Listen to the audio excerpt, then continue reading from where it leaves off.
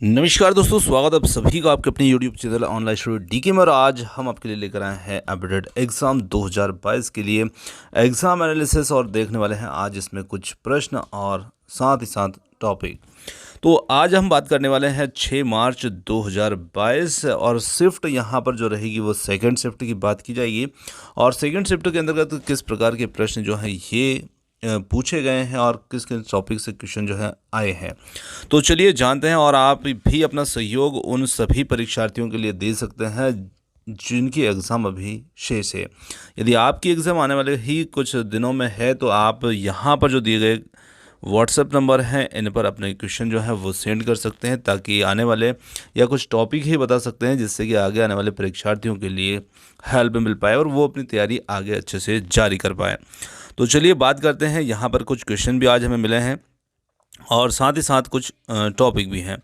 तो क्योंकि देखिए एग्ज़ाम देने के बाद में बहुत कुछ समस्याएं हो सकती है और उसकी जगह पर हम या आप कोई भी हो तो निश्चित रूप से क्वेश्चन हमें याद नहीं रहते हैं कि किस प्रकार से पूछा, या तुरंत हमसे जब कोई पूछे जाते हैं तो हमें याद नहीं आते हैं।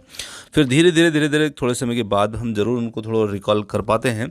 तो चलिए यहाँ पर देखिए ईवीएस के अंदर अंतरिक्ष से जो क्वेश्चन लगातार आ रहे हैं उनमें आज एक जो क्वेश्चन है वो इस प्रकार का पूछा गया था कि यूनिस्पेस थर्ड जो है ना ये किस वर्ष आयोजित किया गया था। तो देखिए यूनिस्पेस थर्ड जो है ये किस वर्ष आयोजित किया गया था। तो यहाँ पर आपको समझना है कि यूनिस्पेस जो थर्ड है ये क्या है। तो देखिए थोड़ा सा हम इसको नाम को देखे थे, इसमें नाम से ही हमें पता चलता है यूनि मतलब कि ये एक विश्व स्तर का एक सम्मेलन था, ठीक है ना। और स्पेस का मतलब हमें समझ में आता है कि ये अंतरिक्ष से संबंधित कोई भी एक सम्मेलन है।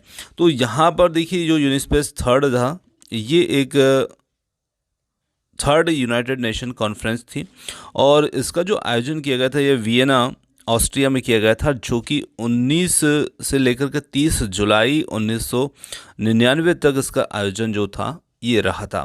तो यहाँ पर इसके सभी कारणों पर हम थोड़ी सी बात करते हैं, क्योंकि हो सकता है कि आपके लिए जो कुछ पॉइंट जो है यहाँ पर काम कर जाए, और क्योंकि अंतरिक्ष से हम जानते हैं कि रेगुलर ही क्वेश्चन इसमें निकल करके आ रहे हैं।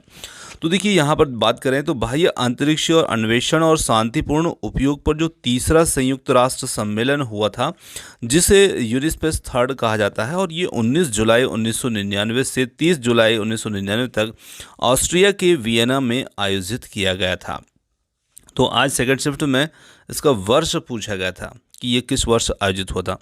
और सम्मेलन के दौरान अंतरिक्ष के भविष्य के विकास के लिए प्रासंगिक महत्वपूर्ण पहलू और इसके विकास के लिए देशों के बीच सहयोग पर चर्चा की गई थी। तो ये जो यूनिस्पेस थर्ड था इनमें अंतरिक्ष से संबंधित शांतिपूर्ण उपयोग से संबंधित जो देशों के लिए एक कॉन्फ्रेंस था।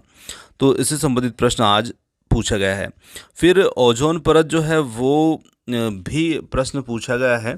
या तो बात करें तो ओजोन परत जो है किस मंडल में स्थित है। तो जो वायुमंडल के हमारे जो मंडल हैं, हमारे वायुमंडल की जो परतें हैं, तो उनको आप अच्छे से ध्यान रख के जाइएगा, क्योंकि आज हो सकता है ओजोन पूछा, कल कोई और पूछ ले, मौसम संबंधी घटनाएं पूछ लें जो कि क्षोभ मंडल में होती है ना। तो जो वायुमंडल की जो परतें हैं उनको आप ध्यान रख के जाइएगा। ओजोन परत को जो हानि पहुंचाने वाली गैसें हैं उनसे संबंधित कुल मिलाकर के टॉपिक आपका जो है वहीं आसपास घूम रहा है।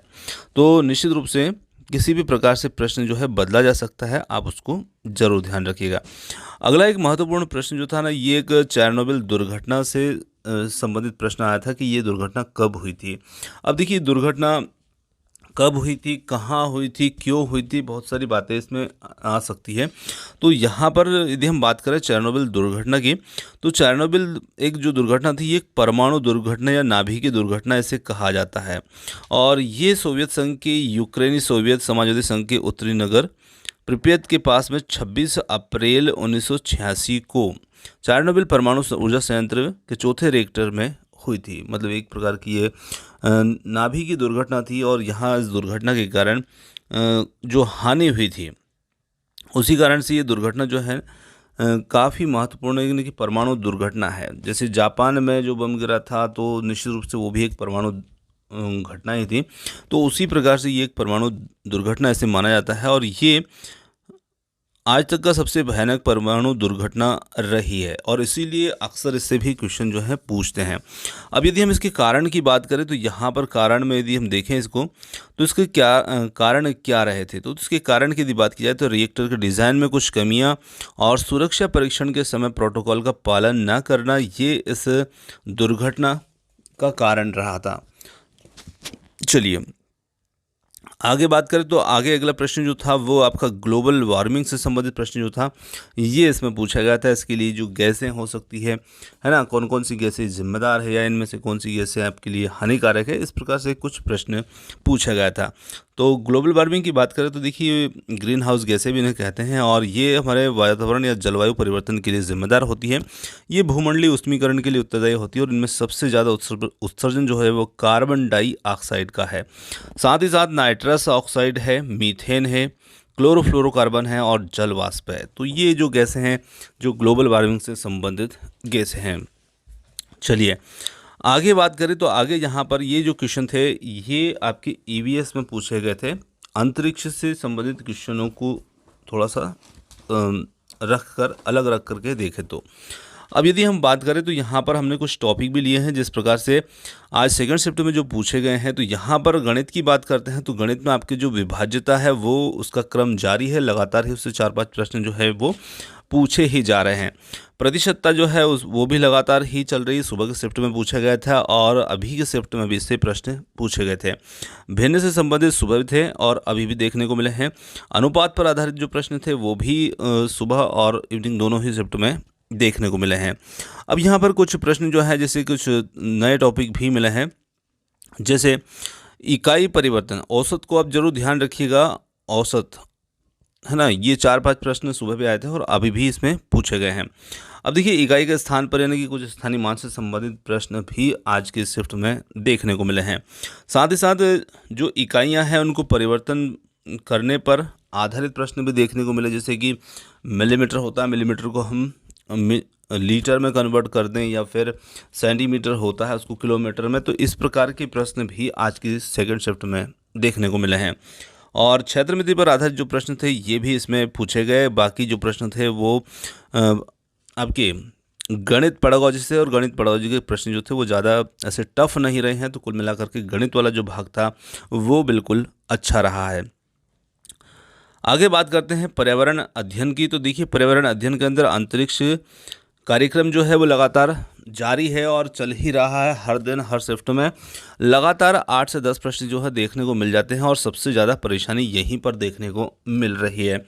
बात करें तो देखिए अभी हमने जो यूनिस्पेस की बात की थी तो इससे संबंधित प्रश्न इसमें पूछा गया था। ग्लोबल वार्मिंग से संबंधित प्रश्न भी इसमें पूछा गया और प्रदूषण से संबंधित प्रश्न भी पूछा गया था, है ना। प्रदूषण के लिए जो गैसें होती है या कौन सी गैस या कौन से कारण है, ये सब कुछ कुल मिलाकर के जो पर्यावरण प्रदूषण है उससे संबंधित प्रश्न पूछा गया। और वायुमंडल की परतों से संबंधित प्रश्न पूछा गया, जैसे कि ओजोन परत जो बात करते हैं तो ओजोन परत जो है वायुमंडल की परत में ही है जिसे हम समताप मंडल कहते हैं। इसी के साथ में पोषण से संबंधित प्रश्न भी इसमें पूछा गया है। चेरनोबिल दुर्घटना जो है जिसके बारे में हम बात कर ही चुके हैं, ये दुर्घटना इससे संबंधित प्रश्न पूछा गया था। और पर्यावरण पेडागॉजी जो थी उससे संबंधित कुछ प्रश्न पूछे गए थे, जो कि आपके जो बच्चे हैं उनको पर्यावरण शिक्षा से किस प्रकार जोड़ेंगे या किस प्रकार शिक्षा देंगे। जैसे कि प्राथमिक स्तर के बच्चे हैं तो उनको पर्यावरण शिक्षा किस प्रकार देंगे, कौन सा तरीका अपनाएंगे, कौन सी विधि, कौन सी तकनीक, उससे संबंधित प्रश्न इसमें पूछा गया था। साथ ही साथ यदि हम उच्च प्राथमिक बच्चों को यदि पर्यावरण की शिक्षा दे रहे हैं तो उनको किस प्रकार से देंगे। तो ये अलग अलग विधियां होती जिनके माध्यम से हम, छोटे बच्चे हैं तो उनको अलग तरीके से, बड़े हैं तो उनको अलग तरीके से, तो इस प्रकार के प्रश्न जो हैं वो पर्यावरण पेडागॉजी में देखने को मिले हैं।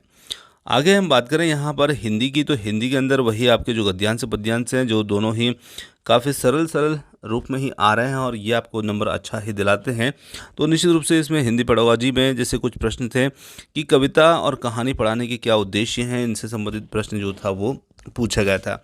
और भाषाई कौशलों पर आधारित प्रश्न, जैसे हमारे भाषाई कौशल हैं सुनना, पढ़ना, लिखना, बोलना, तो कौन सा कौशल का हम पहले उपयोग करते हैं, कौन से कौशल का बाद में उपयोग करते हैं। तो इस प्रकार से भाषाई कौशलों पर आधारित प्रश्न भी देखने को मिला है हिंदी पेडागॉजी में। और बाकी पर्यायवाची शब्द हैं तो ये आपके गद्यांश पद्यांश से ही संबंधित पूछे जा रहे हैं, इन्हीं में से निकाले जा रहे हैं। और छंद पर आधारित प्रश्न, छंद आपसे ऐसा कोई छंद नहीं पूछा गया है, जैसे छंद रचनाएं जो हम पढ़ाते हैं तो उनके क्या उद्देश्य हैं, तो इस प्रकार से प्रश्न पूछा गया था। मतलब ये छंद पर आधारित प्रश्न जो था ना, ये आपकी हिंदी पेडागोजी के अंतर्गत पूछा गया प्रश्न था, है ना। इनमें से छंद नहीं पूछा है, ये ध्यान रखिएगा। और बाकी आपके विलोम शब्द हैं, प्रत्यय हैं, इन पर आधारित जो प्रश्न हैं वो इसमें देखने को मिल रहे हैं। और कुल मिलाकर के हिंदी वाला जो भाग था ये भी बिल्कुल आपके लिए बिल्कुल अच्छा रहा है और आपके लिए भी अच्छा होने वाला है। आगे यदि हम बात करें तो यहाँ पर इंग्लिश की बात करें तो इंग्लिश के अंदर आपके वही 2 पैसेज आ रहे हैं और जिसमें 15 प्रश्न जो है आपके कंप्लीट हो रहे हैं। साथ ही साथ यदि हम बात करें तो इसमें भी पेडागोजी आ रही है और वही पेडागोजी आपकी 15 अंक की होगी। पैसेज के अंदर आपके कुछ क्वेश्चन जो हैं जैसे नाउन है, प्रोनाउन है, एडजेक्टिव है, एडवर्ब हैं, साथ ही कंजक्शन होते हैं, है ना। इनसे संबंधित जो क्वेश्चन हैं, छोटे छोटे ग्रामेटिकल क्वेश्चन जो हैं वो बन रहे हैं इस वाले भाग के अंदर। तो इस प्रकार से कुल मिलाकर के आपका इंग्लिश भी ठीक रहेगा। आपकी इंग्लिश अच्छी है तो निश्चित रूप से ये वाला भाग भी आपके लिए ठीक ही आ रहा है। हिंदी वाला भी ठीक आ रहा है, गणित वाला भी ठीक आ रहा है। और जो बाल विकास है तो बाल विकास की यदि बात करें तो बाल विकास जो है वो भी आपका सरल ही आ रहा है ना। बाल विकास वाला पार्ट जो है थोड़ा सा हमारा मिसप्रिंट हो गया। चलिए, तो बाल विकास वाला जो पार्ट है वो थोड़ा सा हमारा छूट गया। तो बाल विकास के अंदर भी आपके वही क्वेश्चन हैं, ज़्यादातर जो सिद्धांत वगैरह है वो नहीं पूछे जा रहे हैं। तो कुल मिलाकर यदि हम बात करें तो यहाँ पर आपको क्या करना है, जो सीटेट के प्रीवियस ईयर क्वेश्चन पेपर हैं आप उनको कंप्लीट तैयार कर लीजिएगा, क्योंकि उन्हीं से संबंधित जो पेडागोजिकल क्वेश्चन हैं वो बन रहे हैं और आपके इन 4 भाग में वही क्वेश्चन बन रहे हैं, सिर्फ ईवीएस को छोड़ करके। सॉरी। और ईवीएस में आप जो अंतरिक्ष विज्ञान कार्यक्रम है उसकी प्रश्नों को अच्छा डीपली थोड़ा सा गहराई के साथ में आप पढ़ करके जाइएगा, तो निश्चित रूप से आपके लिए जो आपका स्कोर होगा वो बहुत बेहतर हो जाएगा। तो उम्मीद करते हैं और वीडियो को यहीं समाप्त करते हैं और हम भी आपको जल्द ही इन टॉपिक से संबंधित कंप्लीट वीडियो देने वाले हैं। और आपने जो समय दिया उसके लिए बहुत बहुत धन्यवाद। Thanks for watching. मिलते हैं जल्द ही एक और नए किसी वीडियो के साथ। धन्यवाद।